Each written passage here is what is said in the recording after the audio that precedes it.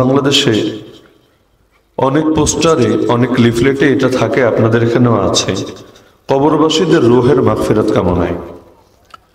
কবরবাসীদেরকে শুধু রুহেরই মুক্তির দরকার, দেহের মুক্তির দরকার নেই।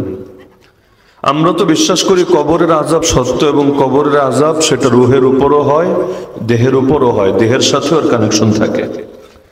তো শুধু যদি বলেন যে আল্লাহর কাছে দোয়া করে দেন যাতে আল্লাহ তাআলা রুহের মাগফিরাত করে দেন, রুহকে ক্ষমা করে দেন, তাহলে রুহকে আলাদা করে হাইলাইট করার মানে এটা কি? যে আল্লাহ দেহরে পিটাইলে পিটান, পিটে আদামরা বানান, সমস্যা নাই, কিন্তু রুহটা অন্তত ঠিক থাক, রুহটা সুখে থাক, শান্তিতে থাক, এমন তো না।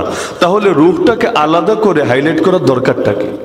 এটা মূলত করে তারা, একটা ভ্রান্ত ফিরকা আছে, তারা মনে করে যে কিয়ামতের দিন মানুষের দৈহিক পুনরুত্থান হবে না, একইভাবে বরজখের আযাবও সেটা দেহের উপর মোটেও হয় না, পুরোটা শুধু রূহ কেন্দ্রিক হয়ে থাকে।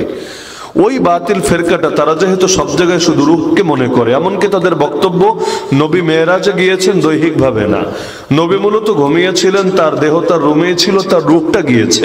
আমরাও যেমন স্বপ্নের মধ্যে মাঝে মাঝে আমেরিকা ঘুরে আসি, ইউরোপ ঘুরে আসি, ঘুমের ভেতরে, স্বপ্নের ভেতরে, শরীর তো আর যায় না, রূহটা যায়। তারা বলে আল্লাহ রাসূল মূলত এই স্বপ্নের মাধ্যমে রূহটা গিয়েছিল তার মেরাজ, দেহ যায় নাই, দেহ ছিল। একইভাবে মানুষ মরার পর যা হয় সব শুধু রূহের উপরে হয়, দেহের উপর কিছু হয় না।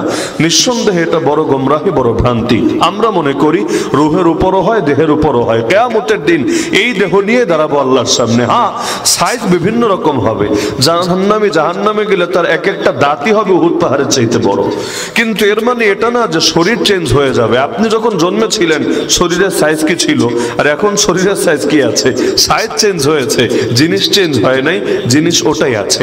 দুনিয়াতে যেই দেহ আমাদের, কিয়ামতের দিন এই দেহ সহই আল্লাহ আমাদেরকে হাজির করবেন, যদিও তার কোয়ালিটি, তার গুণ, তার সাইজের মধ্যে কিছু ভিন্নতা থাকবে। তাহলে এখন থেকে বাক্যগুলো বলবেন এভাবে যে কবরবাসীদের মাগফিরাত কামনায়। আলাদা করে রুহ বলার দরকার নেই, দেহ বলার দরকার নেই। কবরবাসীদের মাগফিরাত কামনায়, ক্ষমা কামনায়, মুক্তি কামনায়, ব্যাস হয়ে গেল। একইভাবে কোন হুজুরের কাছে দোয়া চাইলেও বলবেন হুজুর দোয়া করেন আল্লাহ তাআলা যাতে আমার বাবাকে মাগফিরাত করেন, আমার মাকে মাগফিরাত করেন, হয়ে গেল। কিন্তু আমার বাপের রূহটারে মাগফিরাত যাতে আল্লাহ করে, দেহটারে মাগফিরাত না করে, ভাগাভাগির কোনো দরকার নাই। তাহলে যারা লিখেছে এরা বুঝে লিখেছে, সম্ভবত এমন না, কিন্তু এটা সমাজের মধ্যে চলে, প্রচলিত একটা ভুল। এজন্য আগামী থেকে রূহ শব্দটা কেটে দিবেন, মনে থাকবে তো ইনশাআল্লাহ। কবরবাসীদের মাগফিরাত কামনায় আল্লাহ পুরোটাকে মাফ করুন, তাদের রূহকেও মাফ করুন, তাদের দেহকেও মাফ করুন, তাদের প্রত্যেকের কবরকে জান্নাতের বাগানে পরিণত করুন।